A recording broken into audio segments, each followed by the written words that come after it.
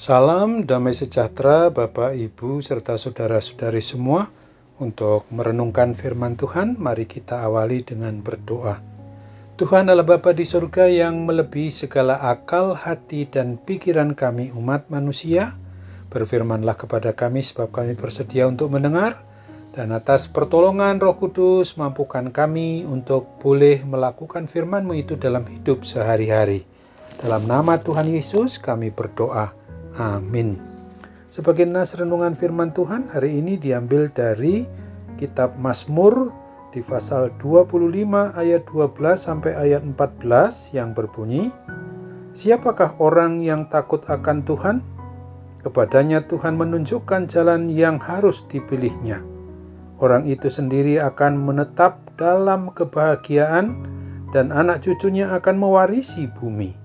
Tuhan bergaul karib dengan orang yang takut akan Dia dan perjanjiannya diberitahukannya kepada mereka." Sebagai tema yang diangkat dari nas renungan kita adalah, bagi orang yang takut akan Tuhan, ditunjukkannya jalan yang harus dipilihnya.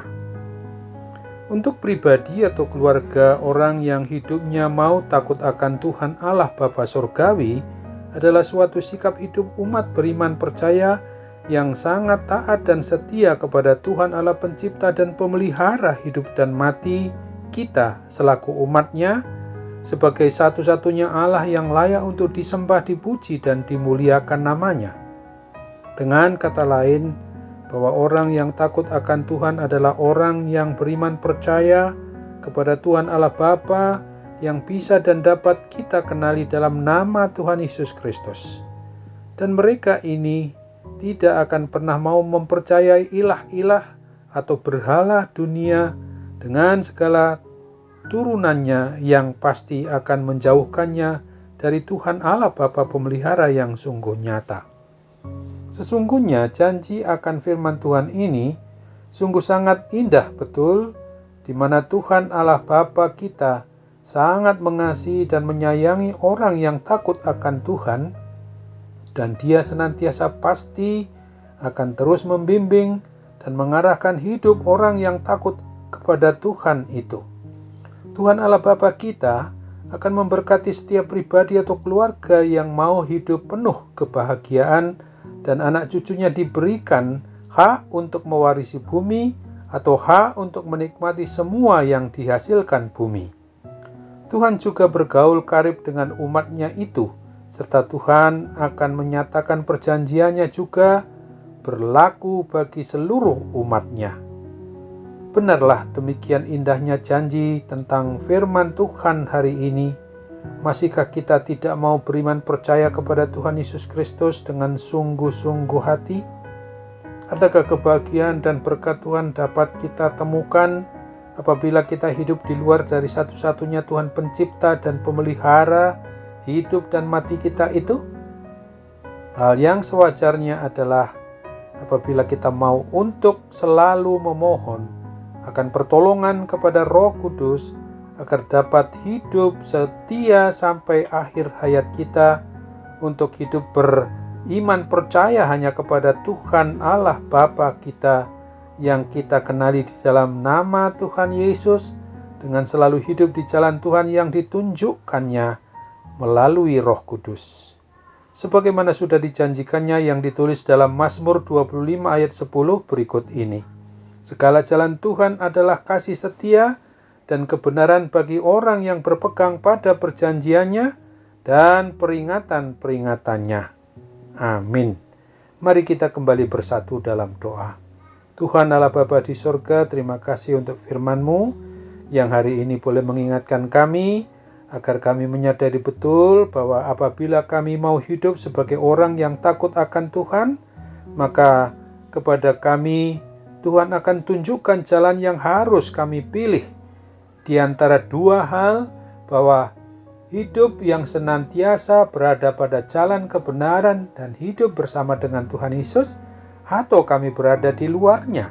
Tentu saja kami tidak mau berada dalam jalan dan kebenaran dan hidup di luar dari Tuhan Yesus Kristus itu sendiri.